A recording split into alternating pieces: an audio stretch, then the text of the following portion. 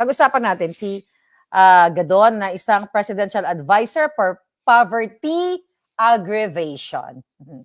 Kasi actually opposite, alright? Instead na ma-alleviate ang kahirapan, naging na-worsen. Kaya dapat ang tawag sa posisyon niya is poverty or presidential advisor for poverty aggravation. Kasi the more, kumbaga, supposedly maibsan o ma-alleviate ang kagutuman, lalong nag-exacerbate. So you have to change that department na kinreate ni Kuting for political accommodation. Ikaw, Gadon, ito kang vovo ka, total, ibalik ko sa'yo yung mga sinasabi mo. Alam mo, dapat ako napipikon sa'yo. Di ba na ako talaga napipikon? Nagtatawa nga ako eh. Kasi mga palangga, ito yung mga hanash ng lolo niyong vovo. Okay? So napanood ko sa vlog ni General na binlog niya a couple of hours ago na may nagtanong kay Gadon about doon sa document na from PIDEA na pinag-uusapan na ng bayan ngayon at yan ang magiging ugat kung bakit kailangan nasa kalsada na kayo ngayon. Alright? So, sinasabi ni Larry Gadon, okay, na peke daw yun ang dokumento. Okay? So, peke, natural, ganun talaga. Wala tayong magagawa dyan dahil yun ang defense nila ng mga kampo ni Liza Tanas ng PIDEA. What do you expect? Dahil pag sinabi naman ni Gadon, syempre na, tama si Marlica, totoo yan, di ligwak siya. The moment na magsalita siya ng katotohanan, ligwak siya. Pero mga kababayan, pag-usapan natin si Gadon, kung sino ba si Gadon. Hoy, Gadon, anong sabi mo? Ha? Na ako ay patay gutom? Sabi niya kasi palangga, ako daw ay patay gutom. Kaluluoy, maninaway nila ako. Okay, go. I have to show you video. Bago natin dot-dotin ng vonggang-vongga. Sinasabi kasi ni Gadon doon palangga na kaya daw ako, naglalabas daw ako nitong mga aking mga pasabog kasi daw gusto ko lang ng views. Okay? Gadon, natutulog ka ba sa pansitan? Ha? Ikaw manang-mana kay Lisa, yung mata mong butlog. Hoy, itanong mo kay Bobong Marcos. Okay? Diyan kaya, anong project mo? Ang project mo pa is BBM. Batang busog malusog o bongbong o bangag-bangag Marcos. Dapat palitan mo na yung tagline mo. Bangag-bangag Marcos. At ang sinasabi mo, Gadon, sabi ko magpa-cool-cool ako kasi naka-close tayo ng kliyente ngayon. Dapat mag-celebrate ako. Hindi ako magagalit. O ba? Nakapag-close deal tayo today. So, cheers! Okay, ngayon mga palaga. Gadon, na sinasabi mo, ako, si Maharlika, ay nagpapakalat o nag-expose dito ng mga fake documents para magkaroon lang ng views. Nakakalimutan mo, natutulog ka sa pansitan na si Kuting ay ilang beses nagpa-interview sa akin. Yun naman pala eh. 'Di ba? Yun naman pala na tawag dito na gusto ko lang ng views dapat doon pa lang inaway mo na ako.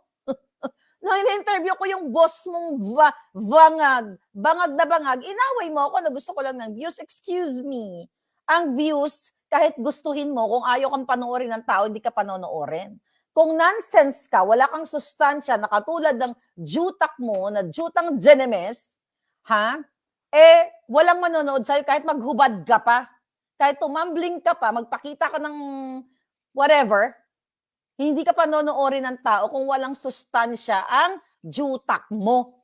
Okay? Bobokela kita. Okay? Sinasabi mo ako, what? Patay Tom Goods? Kasi mga palangga, wala daw kasi, nagbablog daw kasi wala akong makain. Okay, fine. Opinion mo yan. Pero kasi, sige, pagbigyan na natin siya. Gadon, gusto ko lang sabihin, magyabang tayong konti palangga. Yung mga patay Tom Goods, dito ako kumakain kapag gutom na gutom ako, dali lang diyan ako kumakain. Sa Monaco. Yan. Diyan ako kumakain, Gadon, pag patay gutom na ako. Pag gutom na gutom ako, diyan ako kumakain. Di ba? Ang alindog ko dyan. Ayan, may ano pa. Okay, sabi ko, ibalik. Nabubukela tuloy ang aking mga hanash. Ayan. Oo. Sa Hotel Hermitage yan. Diyan ako kung lumalafang, ha? Okay? Just to prove a point, mga palangga. Okay, diyan ako makain pag nagugutom ako. At ito pa doon, ha? Kasi naaway mo ko eh. Diyan, sa Bali ako kumakain kapag pag nakakaramdam ako ng patay tom goods. O, di ba? Mga dramatization ng lola niyo. Hello? O, ayan. Yan ang mga nilalapang na mga patay goods. O, di ba? I miss Bali, palangga. Oh my goodness.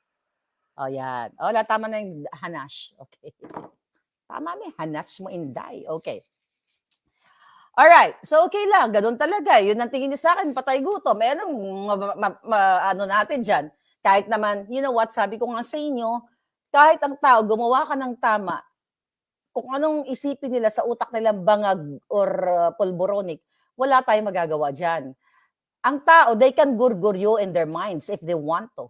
Kahit gaano ka gaganda, gaano ka kadyosa, kung ang jutak nila ay bangag, ang tingin nila sa iyo ay syongit na katulad nila, wala tayong magagawa diyan. So, hindi tayo makipagdebate. Kung yan ang tingin ng ano, hi Gemini, of course, darling. Yeah, social 101. Okay, let's talk about the presidential advisor position ni Gadon, 'di ba? For poverty aggravation. Pinalala nyo. First, you have to know, mga kababayan, na yung posisyon ni Gadon ay gumagastos po tayo ng almost what sa sweldo niya. Ang na-research ni General is 270 plus daw, 1,000 pesos. But more or less, I will say 300 plus. Let's say 350 plus kickback, plus allowance and everything. So imagine you have to know, mga kababayan, na kinreate yan ang kaniyang pwesto na bilang isang advisor para daw sa poverty aggravation. Kasi nga, lalong lumala ang mga bata nyo ba, ay mga anak nyo ba sa eskwelahan, nagbusog-busog, batang busog malusog, o bangag-bangag Marcos tayo ngayon, mga palangga. Alright? Ngayon, mga hitad, just to give you a little background, kung paano pagkakilala ko kay Vovong Gadon, maliban sa na-disbar siya, may record ka ng disbarment, dahil hindi mo ginagamit ang jutak mo, ay sorry ka na lang. Okay, sige. Nung hindi pa po ina-appoint si Gadon, okay, yung anak niya, okay, yung anak mong si Alaris na may jowang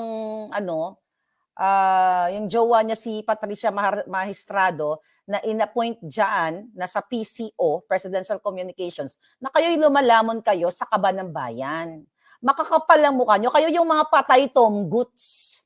Ako, hindi ko kailangan isiksik ang sarili ko, magtrabaho sa bangag-bangag government para makalamon kayo na magpamilya. Ikaw at ang anak mo ay what? Nakikipag-kiss-ass kay Lisa kahit ayaw kayong tanggapin noon. Political accommodation. Galit na galit nga ang anak mo noon dahil hindi ka pa ina-appoint last year. Gusto nyo nang magwala. Di ba pabalik-balik ka sa Malacanang? Ayaw ka sanang i-appoint kasi ayaw ni Lisa sa'yo. Dahil yung bunganga mo, masangsang katulad niya. Pareho kayong masangsang ang pagkatao nyo mula loob hanggang labas. At ikaw, Gadon, ulit-ulitin ko mga kababayan, ha? Ulit-ulitin ko. June 30, inauguration ni Kuting, upuan pa lang, seat pa lang, inaagaw nyo na. Imagine ninyo, seat pa lang, I mean, ibig ko sabihin pala, upuan pa lang doon sa table, inagawan na ako ng magandang spot. Hoy, Gadon, doon pa lang, sukang-suka na ako sa'yo. Dahil sabi ko, upuan pa lang, inaagaw nyo. How much more yung mga pagkain ng mga bata? Baka patalikod, gumaganon-ganon ka, ikaw yung patay tom goods. You know what I mean? Ulitin ko lang yung kwentong yon, mga kababayan. Nung time na yon, June 30th, nagla-live ako kasi kumakain-kain kami doon. Morning yon, di ba? Attend ako sa inauguration. Ito, this is my story. At saka yung nakasunod sa akin, alam nyo to, but my story is consistent. Ganyan-ganyan ba naman ako doon pala? Hello mga palangga, dito tayo ngayon sa inauguration ni Kuting, nagbe-breakfast kami at chuchu. Tapos iniwanan ko yung bag ko doon sa upuan. Okay? Kumbaga sinave ko yung upuan.